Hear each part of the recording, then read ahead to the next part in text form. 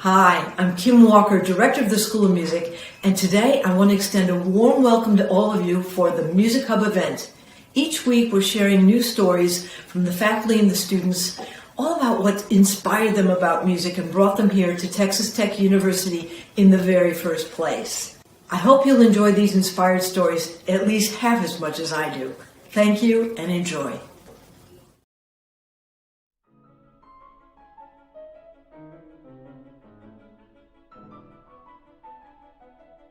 Hello, and welcome to the Music Hub of the Texas Tech University School of Music. My name is Charles Olivier, and I am your host for this episode of a Music Hub Moment. On today's show, we will be listening to an interview with Dr. Blair Williams, Assistant Professor of Music Education and Director of the Texas Tech University String Project. Recently, the Texas Tech String Project was awarded the 2020 National String Project of the Year Award, which is the highest honor that this type of organization can receive. Now let's listen as Dr. Williams explains what the Texas Tech University String Project is and how it is impacting the lives and education of its teachers and students. Thank you so much for talking with me today, Dr. Williams. So what exactly do you do at the School of Music? I'm an assistant professor of music education. I specialize in strings, and I also direct the TTU String Project. Okay. And so this is always one of my favorite questions to ask educators, especially those that have been in the classroom for a while. What made you even want to be a teacher to start with? Sure. I loved going to school, and when I got involved in music in school, which for me happened after a move to a larger town that actually had a more integrated music program. I auditioned and made a local children's choir, which was a big deal for my parents. They thought that was really neat that I had achieved that. And then when strings were introduced, I was able to be a part of that program. And that teacher for me is just who set that up. And I actually get to present sessions across the country with her today even, which is really cool to discuss the topics that we present to educators and researchers, and then kind of be this, like stand on her shoulders, but also she stands on mine, and there are really great things that we get to work together with and kind of pair off. So those mentors, of course, and there have been many along the way, but she was definitely one of the first. Yeah. So one of your big projects that you're really, really passionate about and is producing some amazing things is the Texas Tech University String Project. So can you tell us a little bit about String Project here at Tech, but then also what is String Project and when did it get started nationally? You bet. So across the country, there have been facets of a string project, whether that was in a community school, et cetera, for decades as string education has existed. But in the late 90s, the American String Teachers Association looked out and said, we have growing numbers of string programs. We are not necessarily graduating enough string educators to fill these roles. And is there a way that we can continue to meet the public with offering string instruction to continue to increase access, but also provide really strong opportunities for our students to get guided instruction in how to teach strings efficiently in homogeneous and heterogeneous settings, but also in eclectic styles and in orchestra and theory and aural skills and musicianship and things like that. So the National String Project Consortium was created around the year 1999 and 2000 as a consortium that affiliates with the American String Teachers Association. And at that time, the president and creator, Bob Jesselson, started with an idea in mind that was actually modeled off of the University of Texas at Austin model. And then he took it and redesigned it a little bit more. And so over time, since the year 2000, 1990-2000, there are now roughly 45 string project sites across the country. Texas holds the most string project sites in in America. And I'll say that the string project at Texas Tech, when it was started by Bruce Wood, when he got to Texas Tech in 2001, he actually had started one at his previous institution. So he wanted to make sure that Texas Tech had that same opportunity for our string music education students. And I should say music education students. I mean, over time and in many different sites, the teachers that are a part of String Project may not have string instruments as their primary instrument. We've had students who, my prerequisite is that they have at least taken a methods class so that they know how to teach that instrument, but then they apply and they can be a part of our teaching staff, but also music majors of all different facets, comp, theory, etc. And so it's a really cool community of teachers who are learning how to teach, but not just, in this, we'll talk about it sort of way, but they get to work with real kids and see what real students as a fourth grader, fifth grader, et cetera. And the other thing I'll just mention is that the string projects across the country are so unique. Every single one of them has a little bit of a different style of how they're set up, what the population is, who their teachers are, and how the faculty is involved. And then also how the community is involved, and not just the campus community, but the larger community. So at Texas Tech, we offer beginner classes for youth that are generally geared towards fourth and fifth grade. We do 2 years of youth classes, and that is mostly so we can provide startup for families in our area so that they can move into beginner orchestra classes in their school district. Mm. We also have a really great youth orchestra program, so we don't offer anything past that fifth grade year because they can go join that other entity, that other organization here in town. So we don't want to have competing things happening. And we're still helping school districts around here in the Lubbock area create string programs. And this year is the first year that Lubbock Cooper schools have had a string program. And we have helped in developing how they were going to plan out how many teachers and what kind of classes. I work with the Lubbock ISD teachers. So we're looking forward to even more collaborations in other districts to provide this access point to music education through the vehicle of string instruments in our area. And so that's Lubbock. Oh, good. And so that's Lubbock Cooper ISD. Lubbock Cooper ISD, and then Lubbock ISD has had a long-standing tradition of having string instruction. We continue to offer projects within all elementaries. And so we do as many presentations as we can in the elementary schools in all of our local districts. We send out an invitation in September or August and say, hey, can we come out and demonstrate the string instruments? And if that school has time, they allow us to come in, which we're so thankful. And we give presentations in Friendship ISD. We've given Friendship in Lubbock Cooper and in Lubbock ISD. I know in the past they've done as far out as Levelland and even Roosevelt. And so we try to make sure that everybody has access at some point, but we would love to continue to open that and homeschool students too. And I think the other thing that we were going to talk about, I think, is the adult program. Mm-hmm. And I'll just mention that now since we're talking about what makes up our students. So the first and second year beginners are youth. And then we also offer adult instruction, and that came out of one of these random National String Project Consortium, pre-conference sessions. And I was inquiring about it with another director, a string project director, and how they facilitate it, and got really excited about the opportunity that could be present for our community here in Lubbock. So we offer 2 levels. We offer beginner level, excuse me, and they actually start in January so that we can recruit for the youth in the fall and do the adults in the spring. And that helps our system just kind of balance a little bit.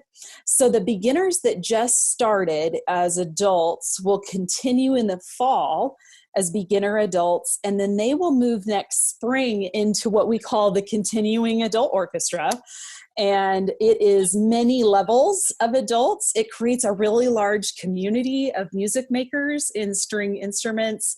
And our one of our master teachers, Professor Clara Zoller, is the director of that orchestra. So it's really great to watch them work in an ensemble at that point, and also just build community, because they are from so many different walks of life.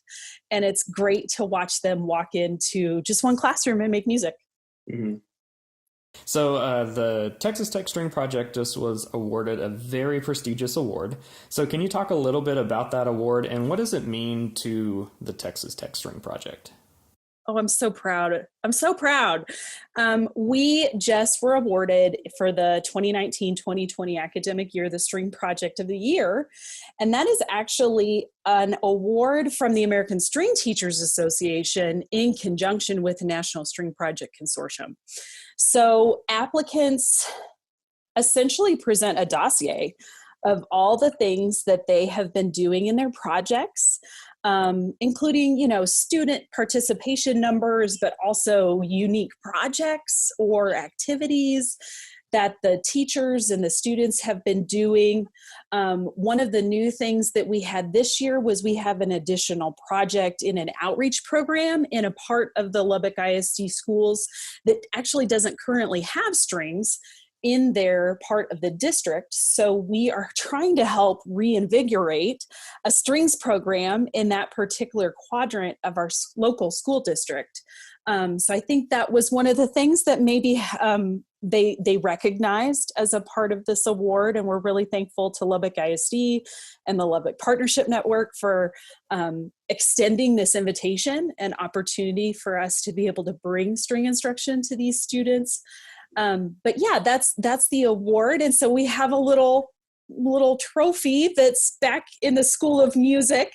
And the students, we actually just had right before spring break, we annually have what we call the spring string recitals, where each class gets to play a couple little ditties that they're working on, and they had been for the early spring.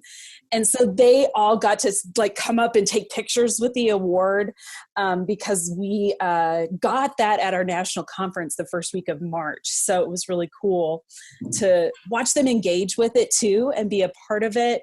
And when we revealed it, we brought all the kids in and the adults and stuff for their particular class, and kind of did this crazy reveal. Oh, we won this award. And there were some really great, high fives and celebratory moments. So for our staff and our faculty and our students in the community and Texas Tech, this is really great recognition of the work that was started by Dr. Wood, continued by Professor Boyle, and then myself in the last several years. But it's been great to watch that develop. Yeah. So what are some of the educational benefits that college students, because a lot of the college students are the teachers for these classes, what are some of those experiences that they gain while teaching in String Project? You bet. So our teachers plan the lessons. They implement the actual teaching during class. They assess what happens in the class and work on that in their new plans for the next class. They teach private lessons. So students of both youth and adult, they get two different options of private lesson plans. And so they can choose to take one private lesson in a semester, or they can choose to take 3 private lessons in a semester. So the university staff get to work those out with those students and those families. So they learn about communication and follow-up and correct polite emails and professionalism and all of those, non-content, content, professional dispositions, in addition to just how to teach the instrument. So students within when they apply, I start them generally in classes of their home instrument. And then they start to spin out once they've taken particular methods classes or they're more experienced teachers.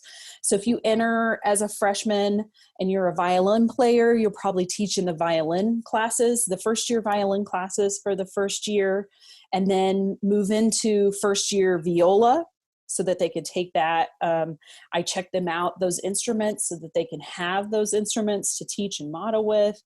Once they've taken the low string methods class, which would be cello and bass, they can then move into cello and bass.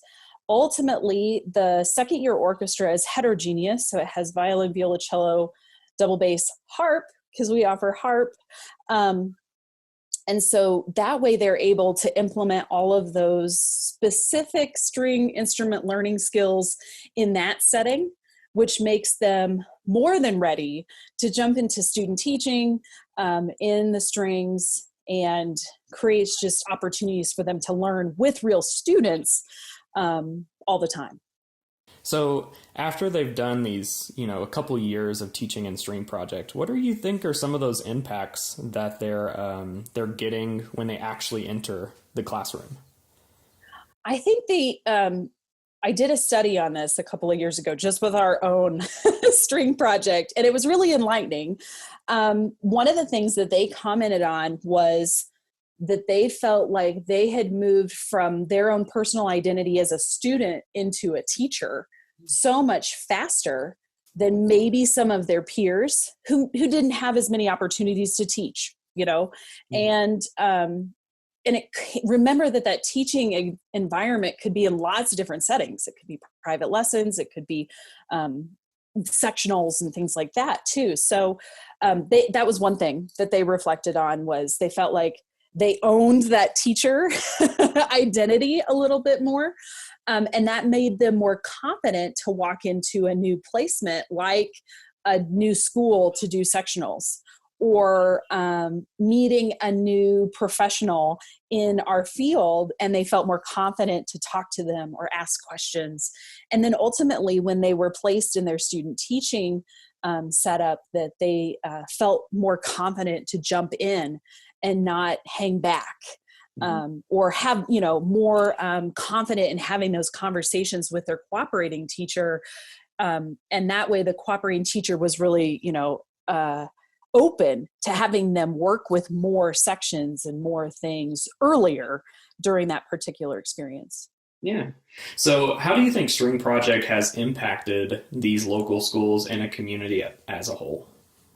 That's a study I want to do, because it's getting access to the data, but it's tracking what students graduate from the String Project and continue on in their school orchestra program. And what we see is that generally they do, but in some instances, just like any school, there are conflicts and schedule changes and things. So I would love to find out where our particular students are going and what they're doing, or how they're continuing to music through their string instrument if they're not able to do it through the public schools. So that's something that we want to look at nationally.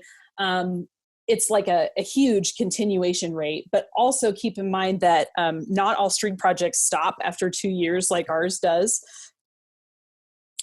Many others actually provide supplemental activities through middle school or through high school.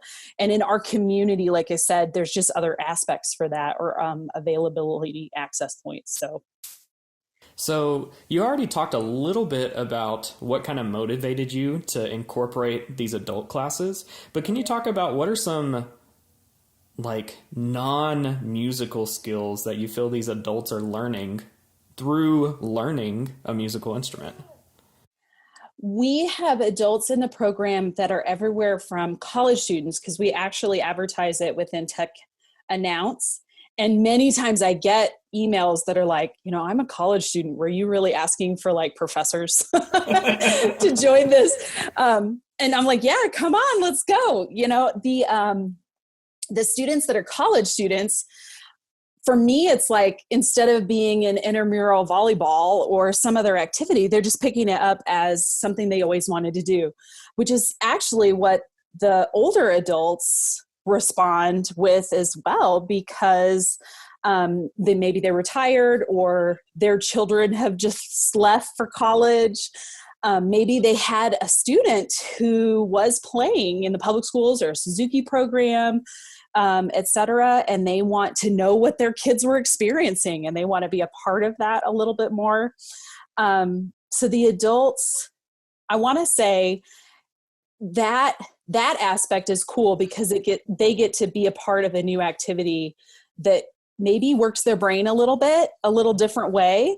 And there's a lot of research on that. Like, if you're feeling sluggish, you should do crossword puzzles and keep your brain active and things like that. But the impact of learning an instrument and what it does to your brain function. The other thing that is something that I knew we would need to work through for adults, different than sometimes our youth, is the physicality of it. Mm-hmm. And that part, in that the coordination, and then also the fine motor skills. So there are lots of just not alternative and additional teaching strategies that we use in the adult classes to help make sure that they feel comfortable without any tension, to work through these skills and technical aspects of playing the instrument. And I think the other thing is just drive and work ethic, because they come in, and I love to watch the littles, like our youth, see the adults playing and go, I could still do this when I'm not 10. And so I love that back and forth too, because we do try to, at least on every big concert, like the recital we just had and our big Informants concert, we try to put one piece together, whether that's a scale and a round or French folk song, something pretty simple for our, lower level students, but add different harmonic functions for our older students so they can hear that in a different way. And I love the adults' reflection on, I'm so much like not as good as that, second year orchestra kid. I'm like, but how much more hurdles you had to overcome to physically do that. And super cool that they give of their life and their time, because as an adult, that's a choice. That's a major choice in your own schedule. Maybe not all the time for the kiddos. So you are very, very involved in the local schools, and which is amazing, the work that you're doing. But what do you think are some of the benefits of having someone of your level, of being a music professor, so involved with the local schools and community? What do you think you can bring to them? I think a teacher is a teacher. And I think that the shared experience of a community of teachers is what makes us stronger. And so I love going into the classrooms and just observing at first and going, hey, that's a really cool trick. I haven't thought about that in a while. I should use that in my, whatever class, or, I'm going to conduct this region orchestra. That's a really great strategy. I'm going to steal that. But I also love just being able to share if there's something I might have for our local teachers. I see that this is happening. I might just suggest this. Is that a possibility? Knowing that every school district and building is so different, and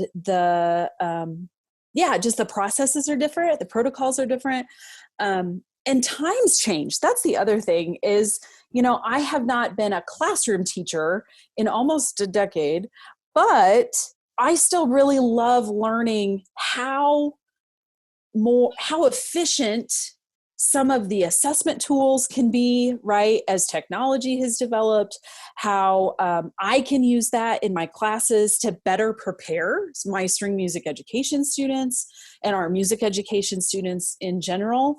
But also just being with kids, sharing in that joy of musicking. And, as part of my job as a professor, as a researcher and a writer. And I love doing that too, but God, nothing beats like a Friday afternoon in a sixth grade orchestra room with like all the excitement that is happening. And there might be, oh my God, it rained that day too. And so they're just all over. And I love, as a part of my job, that I get to do that in real classrooms that are on real campuses, get to provide that opportunity for students, like in our outreach program where they don't have a violin class, but those 12 students have a violin class. So they get to take ownership, and the other students are like, oh, that's pretty cool. And then also invite those students to our campus and show them how they can continue to do strings or music as they grow up, as they go to college. Maybe this is the first time their family has been on a college campus. Invite them to be a part of our community and our free concerts and our free opportunities for lectures, and just be involved in that sort of way. And I think the other thing, not just, in Lubbock, but also being a part of campuses across the country, especially right now during the COVID pandemic, I've been able to go, you have questions about this, but so-and-so is rocking it out. Can I connect you? Yeah. Just those connections, not just, in West Texas or in Texas, but across the country, which helps me to continue to branch out and know more, So like I said, I feel like it's a community of learners and teachers, and the more we can come together, the stronger we'll be. Yeah. So for our last question today, it's the shortest question I have for you, but probably requires the most amount of thought. What makes an amazing string educator? They have to be a quality musician. They have to be a quality teacher. There are old sayings about, if you can't play it, you can teach it. And that's a fallacy. Like, that's just not it. And you have to be able to play more than your primary instrument. And I think that's something that in the strings is accessible in a way, maybe unlike other disciplines, because they are related. And there are strategies and techniques that just take a little itty bitty turn for the next instrument, and being able to walk behind the cellos and play that line on your violin, mm-hmm. being able to take the cello line and play it on the viola, that kind of thing. I think besides the, like the quality musician and the quality teacher, I think there are just some real dispositions about being open and active and involved and personable and compassionate. Those things that, as the history of string teachers has shown us, that as we move into more larger mass teaching, that we need to continue to think about how we can teach more and more students at a single time. And there's such a need for just outgoing, happy string teachers. And I'm really excited about the future of string teaching. One of the last things that I got to do before the break in our extended spring break was attend our national conference. It happened to be in Florida, so I was hoping I didn't bring anything back to Lubbock. But just watching string teachers from across the country and their presentations, and getting to bring that back to Texas, but also sharing in our community of Texas teachers as we have moved into our new normal and shared creative ideas. I'm super excited about the future because our students are doing that now. They're with String Project. Our String Project teachers are teaching like the public school teachers are right now, with different modalities and settings, but they're putting together some really great, exciting instructional videos for the kids to do at home, sort of like an aerobics video, like follow along and do this. And then, and they're meeting with them like us in Zoom meetings and check-ins, and and things like that. And they're beg, borrowing, and stealing just like the rest of us are from great Facebook posts and the Ask to Connect website and others that that have promoted. And it's been great to just see how those resources are accessible in a way that, when you and I were going through music education preparation, that was very different. And that they have access to these things and the creativity that is involved in string teaching across the country. So, like I said, I'm super excited about their future. And I think that's one of the things that is inspiring to me right now. Awesome. Well, thank you so much for your time today. We really appreciate it. And we look forward to seeing the amazing work that String Project is putting out.